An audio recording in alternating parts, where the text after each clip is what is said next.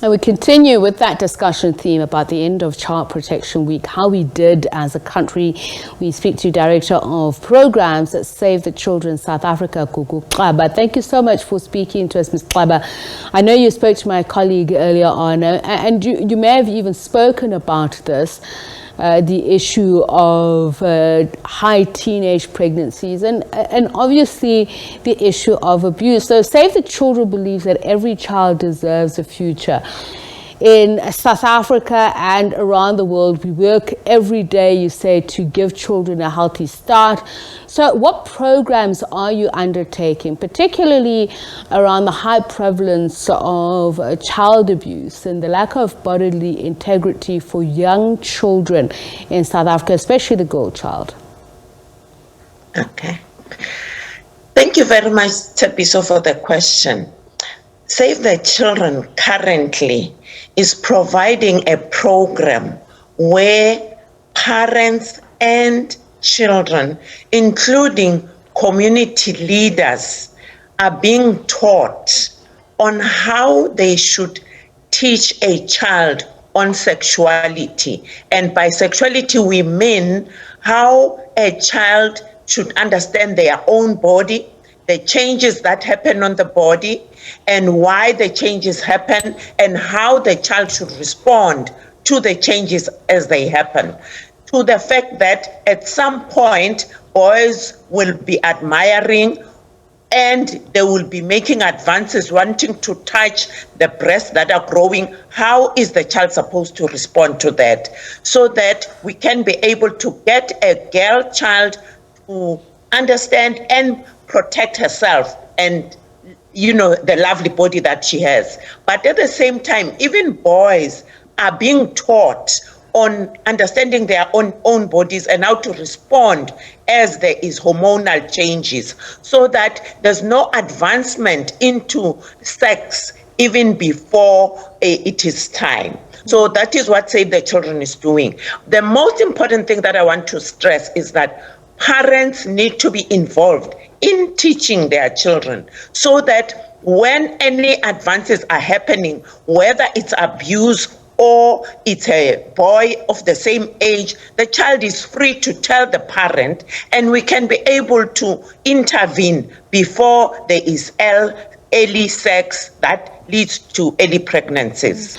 I mean, as society evolves, when you talk about your vision of survival, protection, development of children, some of these issues fall by the wayside. And I'm talking here about technology and how it's made it easier to access pornographic material, which many people are saying is what's encouraging young people to get involved in sexual experimentation. But there's also the issue around parents who think being strict with their children and not talking to them about these issues, that it protects children when it doesn't necessarily do that. They're saying that it'll encourage the age of consent in terms of sex to be increased. So there are many cross-cutting issues that are sometimes at odds. And I want to share with us, how do you undergo the safety and risk assessment of what services to offer with these contradictions?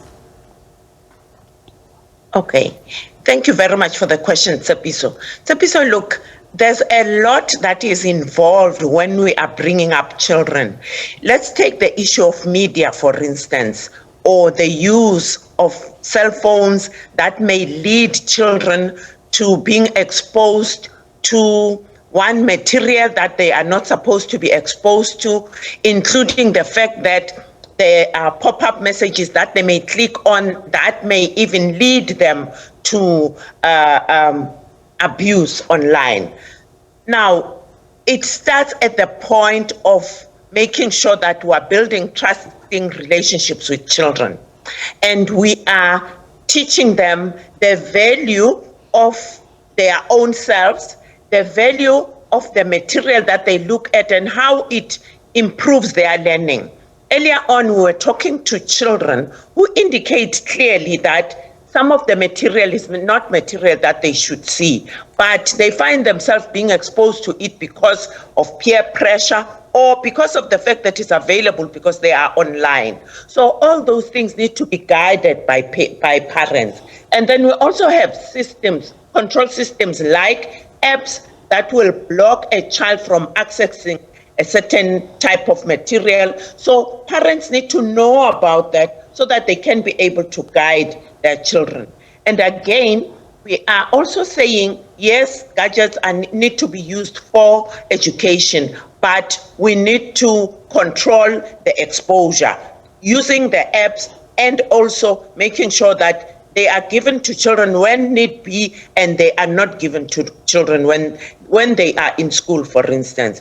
So then the other systems that expose children to abuse is adults themselves. When they expose children to sexual material that they shouldn't be exposing them to. And in the end, a teacher or Save the Children or other government officials cannot intervene when in the home setting, no one is controlling any form of abuse. Instead, we are making children to get normalized to things that they should not be used to. So thus the minister is saying, all of us need to be involved in order to be able to improve the development of a child and protect a child from things that can destroy them.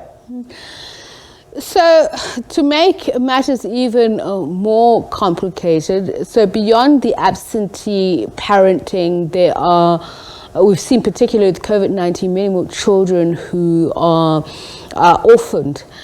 And the question is whether or not we are investing enough in therapeutic or psychosocial services to circumvent some of these issues, because some of these children we've also seen turn to drugs, alcohol, other gateway drugs in order to survive. Tell us about the type of temporary care programs or adolescent development programs that are available to help children, adolescents navigate their way through some of these challenges. Yes. Thanks for that question. We've got several programs. In terms of programs, government and non-governmental organizations have a lot of programs that are in line. For instance, we've got programs like that we call EYOLO, which is your life is important and is valuable. This is where both girls and boys are being taught on what is important as they grow up, just to help them make better decisions. Now, the one big challenge that we are acknowledging is that psychosocial support post problems occurring, for instance, post-rape, post a teenage pregnancy, and other problems, is not as strong as it should be.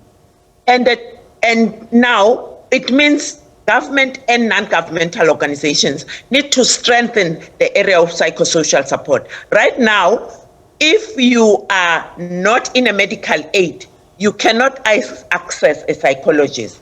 And then we do not have enough social workers to provide psychosocial support to everybody. So that is why we are doing a lot of education of community-based organizations, including caregivers, so that we can be able to increase the number of people who will respond very well when a child is hurting, when a child needs to be educated, or when a child needs guidance. The very child-headed household, who is taking care of them? Social workers are available, but not enough. So there is need for us to strengthen that area. And that is why we need all departments to come together, and the resources that are available must be skilled enough to be able to take care of all the social ills that are taking place in our communities. What about children living on the streets and the success rate thereof?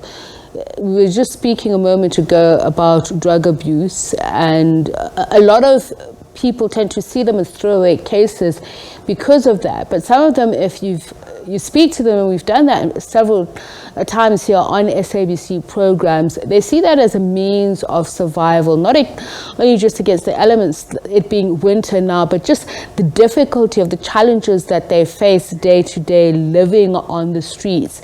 Tell us about the programs that you're involved with, the government itself. I mean, during COVID, we saw an organization of street children that some would have said is commendable. Those who took it up complained that it ended too soon, and those who didn't want to just felt that they were being boxed in. Talk to us about some of the challenges. Okay. Thank you very much. That's one of the big problems that we are facing as a government and non-governmental organizations. Social development does have a program that is looking specifically at children that are living in the streets. And the causes have been looked at many a times.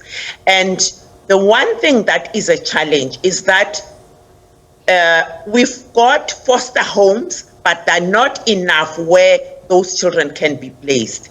And then you said it well, that most of the children that are currently living in the street are already using drugs, such that even when they are placed in homes, they end up leaving those homes and going back to the streets, because in the streets, they set the rules. But in the homes that they are placed in, they need to follow those rules, and they end up not being able to follow those rules. So as a country, honestly, in terms of children that are living in the streets, we are doing our best, but there's no much difference that is happening, because we find those numbers of children living in streets increasing. But now, the biggest area that we feel could make a difference is that if parents were to, let's say a child is beginning to be delinquent at a home, how about calling for help quickly and making sure that you follow up on it before the child leaves the home? Because these children don't immediately leave home. There are usually a lot of signs that the child is becoming rebellious and no intervention is taking place, and then the child ends up leaving and going to the streets. And some parents even end up saying, the child has given me so much headache, there's no need for me to find that child. And yet, immediate action is important. And maybe that is why we are saying, let's focus on parenting skills. Because right now we see a lot of children having children, which leads to the fact that the very children who should be raised properly are not raised properly. And then the children are observing their own parents abusing alcohol and neglecting them. And then the children think, then what's the use of me being here? Because no one is taking care of me here at home, so I may as well go and find a way of living. And that's the disorientation and disorganization of families, which is appealing to parents that let's work together to improve the parenting and be able to even reduce street children and the abuse of drugs that we see out there. Challenging state of affairs. Thank you so much for speaking to us, Gugu Xaba, Save the Children. Much appreciated.